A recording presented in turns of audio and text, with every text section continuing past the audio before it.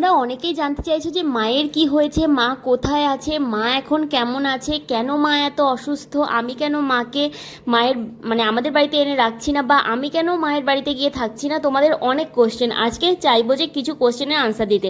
দেখো, প্রথমত তো আমি খুব একটা ডেইলি লাইফস্টাইল ব্লগ করি না, আর দ্বিতীয়ত হচ্ছে আমি আমার কোনো ফ্যামিলি মেম্বারকে নিয়ে সেভাবে লাইফস্টাইল ব্লগ কন্টিনিউ করি না। আর তারপরে আর একটা সবথেকে বড় ব্যাপার, যেটা আমাদের বাড়িতে যেই অসুস্থ হোক না কেন তাকে নিয়ে ভিডিও করে সিম্প্যাথি বা ভিউজ কামানোর মতন কোনো মনোবৃত্তি আমার থাকে না। তো দেখো, আমি চলে গেছিলাম আইকিউ সিটিতে, আমার বর প্রোগ্রাম থেকে এসে ঘুমাচ্ছিল, ও পরে গেছিল। তো আমি প্রথমে সকাল সকাল বেরিয়ে পড়ি।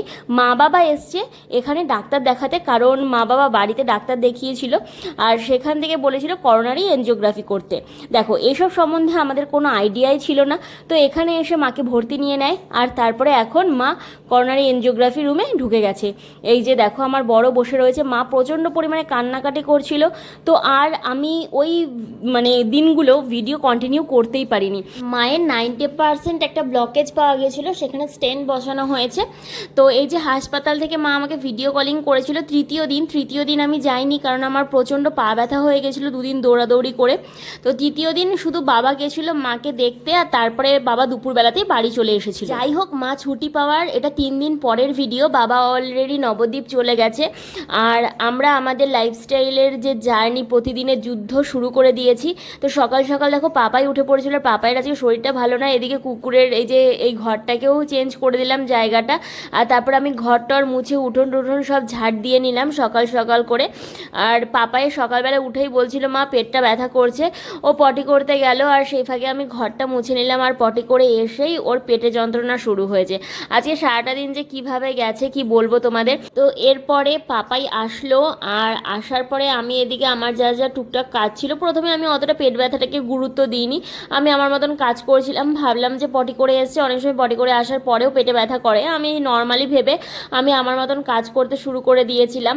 কারণ যেহেতু কয়েকদিন ধরে ঠিকঠাক করে ঘর মোছা হয়নি, ঠিকঠাক করে কিছুই হয়নি। তারপরে মা খাবার খেতে পারছে না বাড়ি থেকেই, প্রায় 1 মাস হলেও মা কিছু খাওয়া দাওয়া করছিল না, শরীর প্রচণ্ড পরিমাণে দুর্বল ছিল। আর যখন ওই টেস্টটা করতে নিয়ে গেছিলো, তো আধ ঘন্টার জায়গায় 1 ঘন্টা সময় লেগে গেছিলো, আমার তো জাস্ট হাত পা কাঁপছিল।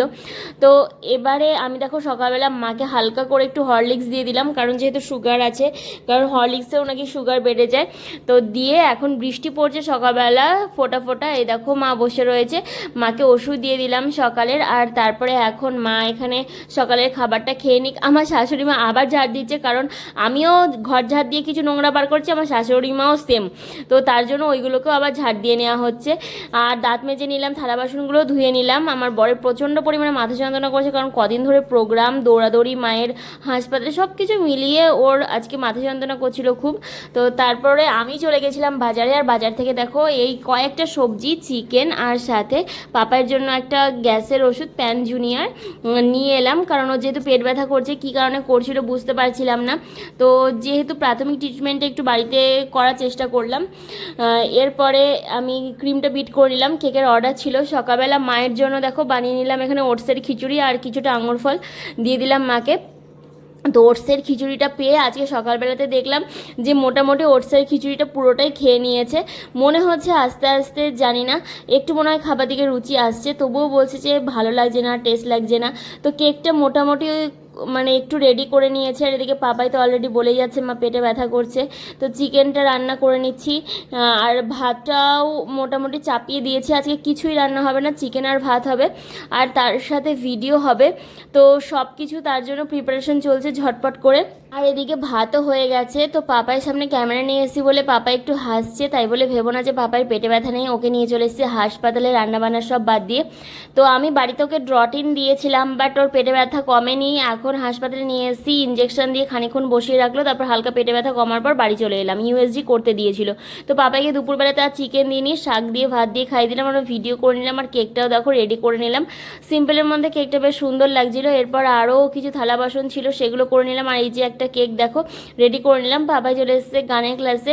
তো শনিবার যেহেতু গানের ক্লাসটা ও করতে পারেনি, স্যার করিয়ে দেন অন্যদিন। খুব বৃষ্টি পড়ছে এদিকে বাইরে। আর তারপরে আমার বর যাবে প্রোগ্রামে, তাই জন্য দেখো রেডি হয়ে গেছে।